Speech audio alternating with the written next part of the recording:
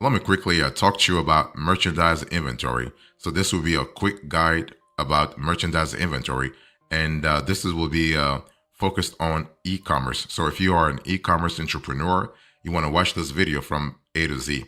So here are the generalities here. So the thing is that when you think about merchandise inventory, you have to think about a specific type of inventory, and you have to know how to track it, how to optimize it, and how to use the merchandise inventory equation. Yes, there is an equation that I'll share with you, and that will help you a lot when it comes to financial reporting and accounting. Okay, so in order to provide an accurate picture of a company's finances, business accounting reports include multiple metrics that represent the value of non-liquid assets. So merchandise inventory is one such metric. Okay, so according to U.S. GAAP, United States generally accepted accounting principles, merchandise inventory is actually a non-liquid asset. Let me first define what merchandise inventory is in more granular manner. So merchandise inventory refers to finished goods that are ready for sale to consumers. Merchandise inventory can be stored in a retail store, in one of your warehouses, or even with a manufacturer. So its defining features are that your business has already paid for it and that it is ready for purchase by the end consumer. Finished sweaters, for instance, stored in your company's warehouse, or bags of dog food displayed at your retail location, are both merchandise inventory examples. Now let's talk about the merchandise inventory asset accounting. So this is actually the accounting model that you have to follow if you want to really comply with US GAAP. So the term merchandise inventory can also refer to an asset account figure on your company's balance sheet that represents the total cost to your business of all the unsold inventory your company owns. So one way to understand your merchandise inventory figure is in terms of its relationship to your cost of goods sold. So COGS, okay? COGS represent the total cost to your business of all products sold by your company during a particular reporting period, and merchandise inventory is a snapshot of the cost of this after you have purchased them from a supplier, but before you have sold them to a customer. So when an item sells, your accounting team will deduct its cost from your merchandise inventory account and add it to cost of goods sold, right? At the end of an accounting period, let's say a year or 2 years or 9 months, it depends on your accounting cycle. So at the end, your accountant will calculate a merchandise inventory figure based on the cost of all leftover inventory and record this number as a current asset on your balance sheet, while cost of goods sold numbers are reported as a liability on your income statement.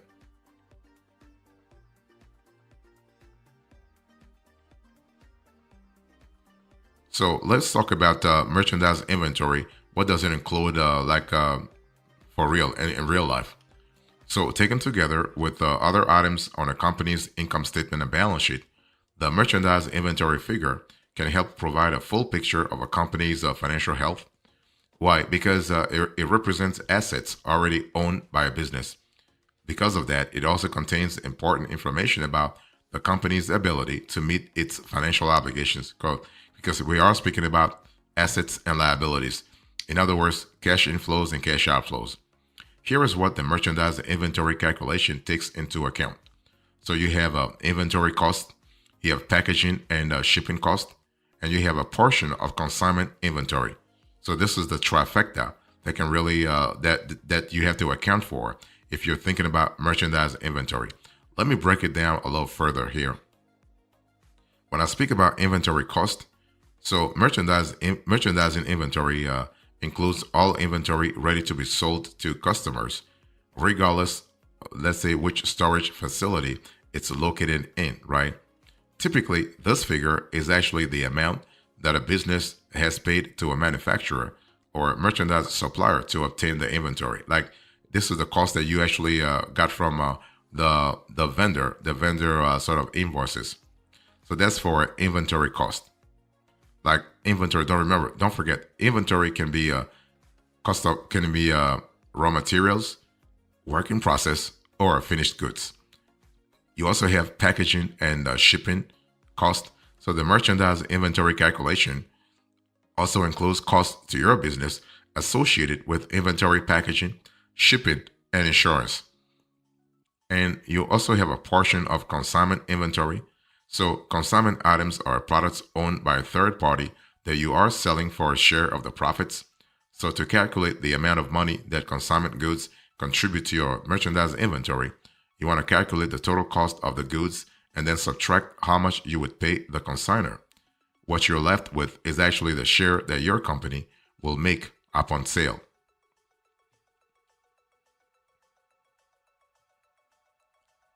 So let's talk about the methods here. When you think about merchandise inventory, what are the methods you can actually sort of consider this year? You have actually two. You have two very powerful merchandise inventory methods. You have the periodic inventory method and you have the perpetual inventory method. And again, those two methods are actually in compliance with US GAAP, but also IFRS. IFRS, that stands for International Financial Reporting Standards. So if you are an e-commerce entrepreneur and you sell in multiple countries, let's say you sell outside the US and you want to be in compliance with international accounting norms, IFRS will be your regulatory foundation. So those two methods, periodic and perpetual inventory methods, are in compliance with US GAAP and IFRS. Let me break it down a little further. So when you think about periodic inventory method, this method involves manually counting all inventory at set intervals, such as quarterly, monthly, or after a busy sales period. Let's say after the holiday, after the year-end holiday, for example. So the periodic inventory system is more popular with small businesses, which tend to have fewer inventory items. And these businesses are also more likely to house all of their inventory into one or two locations, making a physical inventory count easier to complete. Because see, you have to really you have to count the stock manually. So that's for the periodic inventory method. And then you also have the perpetual inventory method. So the perpetual merchandising inventory method uses software tools to monitor a company's inventory levels in real time. So business owners can use inventory management software to actually keep track of inventory purchases, individual sales, and even returns. And that's kind of cool from a flexibility point of view, but also from an accountability point of view. Now, although the perpetual inventory system requires more ongoing maintenance than the periodic method, it also allows you as a business owner to know how much inventory you own at any given point. That's why it's called perpetual, all the time. So this in turn can help ensure that you don't run out of products and improve forecasting for future orders because you know what you have in stock and you know how much you need to actually meet demand. So that's kind of cool. Let me talk to you now about calculation. How do you calculate merchandise inventory? I know you've been waiting for it, so I'll get right into it. The thing is that basically when it comes to a merchandise inventory, you have to really understand that the merchandise inventory accounting model involves calculating the total cost of all merchandise inventory at the end, okay, of a particular accounting period, so that you can include it on your company's balance sheet. So when you think about balance sheet, you're thinking about assets and liabilities. So the first thing you want to do is if you want to calculate merchandise inventory, you need to actually choose your inventory valuation method because everything starts with inventory valuation. And when I speak about inventory valuation, you have to choose a method that actually complies with US GAAP and IFRS. Okay, so you have three prominent inventory valuation methods. You have FIFO, you have LIFO, and then you have WAC. WAC stands for weighted average cost. Let me break it down here. So when you think about FIFO, the FIFO valuation method assumes that older inventory items are sold before more recently purchased inventory items. If you purchase, let's say, your first 30 items in January and your second 30 items in February, and sold, let's say, 45 items over those 2 months, the FIFO method assumes that the 15 items left in stock were purchased during February. Remember, first in, first out. The first in, the January is already out, okay? So if your supplier cost changed between orders, you would use the February number to determine the cost of the 15 items left in your merchandising inventory. Then next you have LIFO. So LIFO actually assumes that recently purchased inventory items are actually sold first.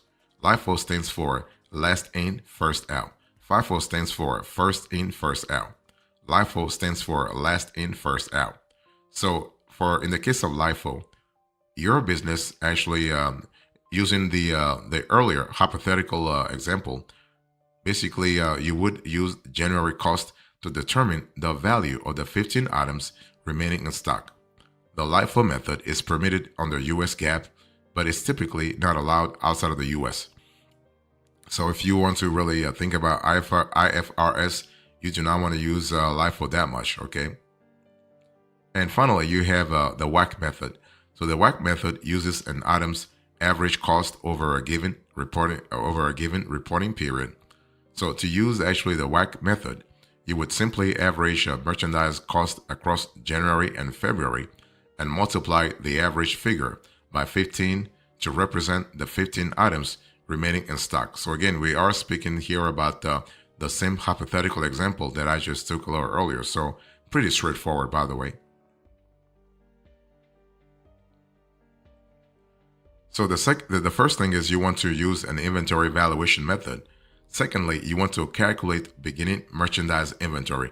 That's important because the data you are putting actually on your balance sheet is actually the beginning inventory, okay? Remember, inventory is an asset. Inventory is a short-term asset, okay? So to calculate existing inventory figures without manually counting all of your company's stock, you need to have access to a few specific pieces of inventory information, especially if your inventory is actually spread across several locations. Now, the first such piece of inventory information is actually beginning inventory, which actually refers to your merchandise inventory figure at the very start of the accounting period in question. And you can actually find it on your company's balance sheet for the last reporting period. In other words, your beginning inventory for this period is the ending inventory for last period. So this is pretty straightforward. And you can also calculate beginning inventory numbers based on your current merchandising inventory figure. And but the thing is, if you don't have either, don't panic. You still have options. If you don't have either, you will need to perform a manual count of inventory items and then multiply the total number of items by item cost. By the way, you are actually multiplying the total number of items by item cost according to your selected inventory valuation method. Remember, the inventory valuation method you were speaking about, FIFO, LIFO, or WAC. So the results when it comes to calculating beginning merchandise inventory, it will depend upon the inventory valuation method. So the result will be your ending merchandising inventory figure, and you can use the merchandising inventory equation in step 4. I'll show you quickly. It's step 4 to work backward from there to your beginning inventory number.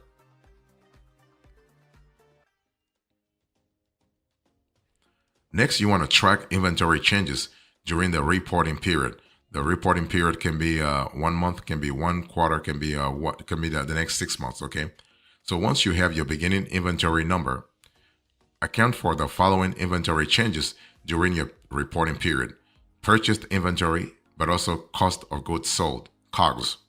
So when you think about purchased inventory, this actually refers to the cost to your business of all merchandise purchased during the accounting period, as well as any associated packaging or shipping expenses.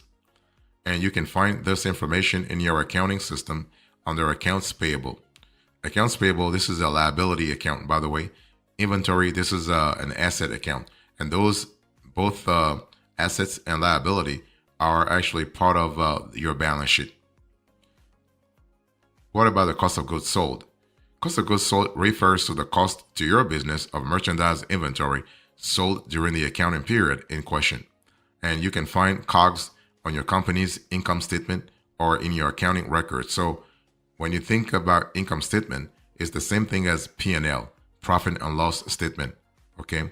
So that's number 3. Number 4, you want to calculate ending inventory. And I'm going to put this on the screen so it's pretty clear to you. So the ending merchandise inventory equation is straightforward. You simply take the cost of what you started with, that's the beginning inventory. You add what you gain purchased inventory, and you subtract what you sold, which is your cost of goods sold. So the resulting figure represents your merchandise inventory at the end of the accounting period in question. So here is on the screen. I want you to look on the screen right now. Here is actually in a pretty summarized fashion, the full merchandise inventory calculation. So you can see here, beginning merchandise inventory plus purchased merchandise inventory minus COGS equal ending merchandise inventory value. So that's pretty straightforward. And I'm going to leave this on the screen for a few seconds before I move on.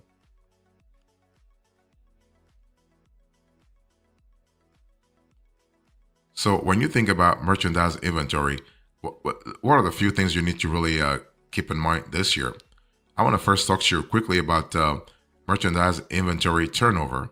Then I want to speak about what's not included in merchandise inventory, because the last thing you want is to actually inflate your merchandise inventory numbers. So what is turnover? Merchandise inventory turnover is actually an inventory metric that refers to how quickly your company sells its inventory. Okay, so think about turnover as speed. Think about, I want you to really correlate speed to inventory turnover. So basically, high merchandise inventory turnover means that a business has sold a large percentage of its merchandise inventory during the given accounting period. And so what's not included in merchandise inventory, you have to really know what's included and what's not included. So as a business owner, you do not factor in the cost of lost or damaged items when accounting for merchandise inventory on your company's balance sheet. Otherwise, you would inflate your inventory, your inventory assets, and you do not want to do that. Okay, just keep in mind that at the end of the day, merchandise inventory remains an asset. It is not a liability. Okay, merchandise inventory accounts are not income statement accounts. Instead, they are current asset accounts included on the company's balance sheet.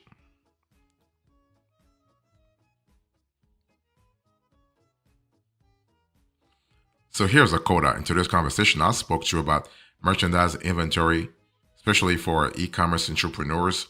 I gave you the generalities, and then now I gave you the coda. Thank you so much. God bless you. I'll see you next time. Until then, remember, stay marvelous.